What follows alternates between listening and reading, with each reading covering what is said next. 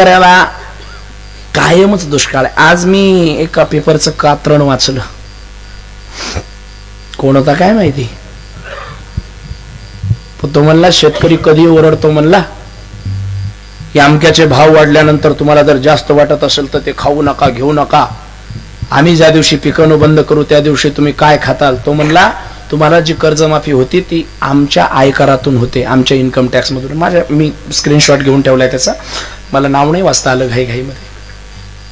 म्हणला शेतकऱ्यांना कर्जमाफीची सवय झाली, म्हणला शेतकऱ्यांना युरियामध्ये खतामध्ये सवलती मागायची सवय झाली. म्हणला दादा तू जो कोणी असेल किंवा तुम्ही जे कोणी असाल, आज शेतकऱ्याच्या परिस्थितीचा जर आपण बांधावर जाऊन आढावा घेतला तर मग लक्षात येईल.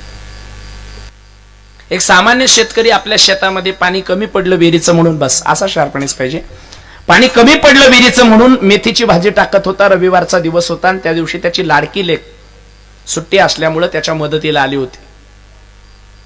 बाप मेथीच्या भाजीचे वाफे तयार करत होता आणि ती लाडकी लेक त्या दताळाला, दताळ फावडं काय म्हणतात त्याला घेऊन ते असं सारत होती.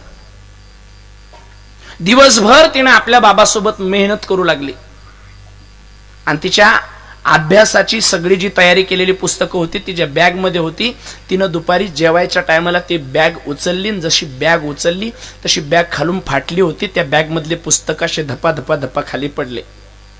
पोरीच्या चेहऱ्यावर अतिशय अतिशय अतिशय अतिशय भयाचे वास्तववादी भाव उमटले. का आता माझा बाप मला मारल्याशिवाय राहत नाही का, हे बॅग का फाटली. पोरीच्या डोळ्यात पाणी आलं. बाबा ते बापाच्या लक्षात आलं पोरीनं काही बॅग हातानं फाडलेली नसावी, कारण बापाला माहिती होतं पहिल्या वर्गात होती माझी लेक, तेव्हाची बॅग दिलेली आहे, चौथीत गेली, हीच आहे. पोरीला बॅग घेण्या इतकी सुद्धा शेतकऱ्याची कुवत नाही महाराज. त्याने सांगितलं ताईडे घाबरू नको, ही मेथी लावली ना आपण, मोठी झाली नाही मेथी, आपण बाजारात घेऊन जाऊन तुला नवी बॅग आणू, तुला कंपास घेऊ, तुला नवीन कपडे घेऊ, तुला नवीन बूट घेऊ. महाराज आशा काय असते हो लेकराच्या जीवनातली, ही मेथी मोठी झाल्यानंतर ही विकल्या जाणार आहे, त्याच्यातून मिळणाऱ्या पैशातून माझे बाबा मला बॅग आणणार आहेत, ही जिज्ञासा मनामध्ये ठेवून ती पोरगी दररोज सकाळी शाळेत जायच्या अगोदर अर्धा तास मेथीच्या वाफ्याजवळ यायची आणि बघायची मेथी किती वाढली ते.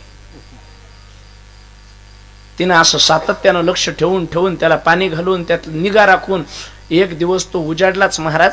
रविवारचा दिवस होता आणि रविवारच्या दिवशी नेमकी बापानं मेथी उपटायला घेतली, उपटू लागली, मुळं धुवून काढली, मेथीच्या जुड्या बांधल्या आणि बाजारामध्ये घेऊन जायचं. तुम्हाला आश्चर्य वाटेल, 20 रुपये होते बापाजवळ. 20 रुपये इकडून जायला लागतात, तिकडून येताना मेथी विकायची, त्यातही आपलं भाडं होईल, किराया होईल, आपल्या दिदीची बॅग होईल, तिची पुस्तकं होतील, एवढंच त्यानं मनामध्ये त्या ठिकाणी ठरवलेलं. आणि दोघही जण ते त्या पोत्याला घेऊन आपल्या त्या मार्केटमध्ये गेले. आता मेथी शेतकऱ्याला आपला माल थेट बाजारात विकता येत नाही, विकला तरी तो व्यवस्थित विकला जात नाही. मग व्यापारी तिथं राक्षसासारखे करून बसलेले असतात. भाजी मंडीमध्ये गेला तर ते उधड उक्त ज्याला म्हणतो आपण, ते देण्यासाठी त्यानं पोतं मांडलं. 70 रुपये पोत्यापासून बोली चालू झाली त्या दिवशी. किती? जी मेथीची एक जुडी 40 रुपयाला विकल्या जात होती, शेतकऱ्याचा माल जेव्हा बाजारामध्ये गेला तेव्हा व्यापाऱ्यांनी त्या मेथीच्या जुडीला 70 रुपये पोत्याप्रमाणे भाव दिला. त्याने विचार केला, नको गड्या, अरे दे दे 80 रुपये में दे रहा क्या. अहो साहेब नका शेअर करू हो, आता तर भाव आताच उतरला, भाव आताच फोन आला, हे चालू रेट आहे. त्यानं विचार केला आपण रस्त्याच्या कडेला जाऊन कुठंतरी विकू, म्हणून ते पोतं उघडलं, पोतं टाकलं, लेक बाजूला बसलेली आणि त्या पोत्यावर मेथीच्या जुड्या त्याने अशा आथरले. शहरामध्ये जाणारे लोक येता जाताना ताजा माल आहे शेतकऱ्याचा म्हणून घेतील.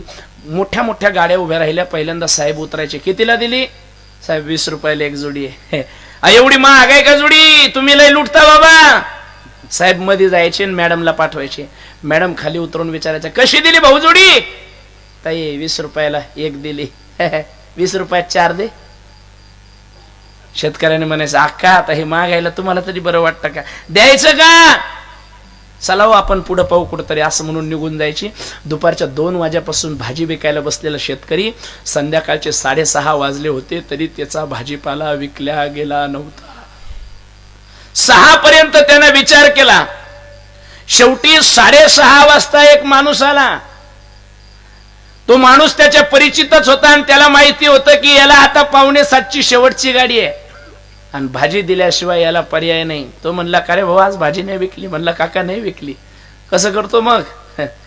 देऊन टाक 40 रुपयात सगळी. तो म्हणला काका घ्यायचे असेल तर घ्या, पण चेष्टा नका करू हो शेतकऱ्याची. आई म्हणले आता करणार तरी काय? नाही देत म्हणला काका. माणूस पुढे गेला महाराज, आणि याच्या लक्षात आलं जर 40 रुपयात आता आपण हा गठ्ठा दिला नाही तर घरी जायला 20 रुपये सुद्धा आपल्या खिशात नाही. भिकाऱ्यासारखा आवाज दिला आणि सांगितलं साहेब घेऊन जा हो 40 रुपयात. मेथीच्या भाजीचं अख्खं पोतचं पोत त्यानं त्याच्या माथी मारलं, माग पाहिलं, पुरीचे डोळे पाणवले होते. पुरीनं बापाकडे पाहिलं, बापाच्या गळ्यात मिठी मारली. बोलली बाबा नको मला दप्तर, म्हणली बाबा नको मला कंपास, म्हणलं बाबा नको मला शूज, काही नको बाबा घरी चाला, फक्त मी शिवून दप्तर वापरेल बाबा, मला काही नको. ही शेतकऱ्याची परिस्थिती आहे महाराज. ही शेतकऱ्याची परिस्थिती तुम्हाला मान्य करावी लागेल. वरतून पुढे तुम्ही म्हणायचं शेतकऱ्याला किती दिलं तरी त्याचं पोट भरत नाही. अरे देतं कोण, त्याच्यापेक्षा नेतं कोण कोण ते पहा ना. त्याची लूटमार कुठून चालू होती? बियाण्याचं पॉकेट घेतलं त्याची लूटमार चालू होती. पेरायला आणलं रोजदारनी, सीझन मध्ये भाव वाढून घेतात. एरवी 100 रुपये रोज असला तर कामाच्या दिवसात दुप्पट होतो. तिथून त्याची लूटमार चालू होती. एका पिकाजवळ 10 वेळेस त्याला जावं लागतं. तुम्ही सगळे शेतकरी मायबाप, त्यामुळे मला काही ही व्यथा सांगायची गरज नाही. त्याने माल काढला, थोडंफार पाणी लागलं, तिथं निसर्ग त्याची चेष्टा करतो. त्याला पाणी लागलं, ते बाजारात नेलं, व्यापारी त्याला बांबू लागतात. डागी है, मौसर ज्यादा है, इथून त्याची चेष्टा चालू होती. शेतकऱ्यांना जगायचं कसं? फक्त कवितेतच दाखवायचं का शेतकरी? माझा शेतकरी बाप उभ्या जगाचा पोशिंदा. पण त्याच्या भाळी लिहिलेला कामधंदा तपासायची गरज आहे.